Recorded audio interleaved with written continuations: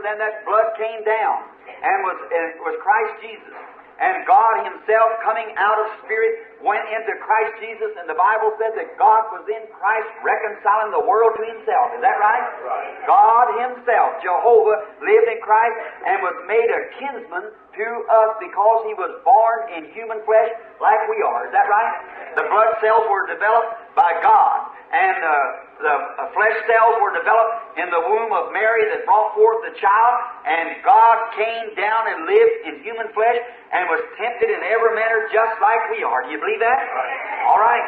Now, then when He did that, He freely gave His blood. He didn't have to do it. He made that sacrifice. He could have went right on up into glory. He could have been transfigured like He was on Mount Transfiguration, went on into heaven, and never died for us. But to be willing to die for us, He gave freely His blood at Calvary. That's right. And He picked out, He was a man of sorrow, acquainted with grief. And He made a public testimony.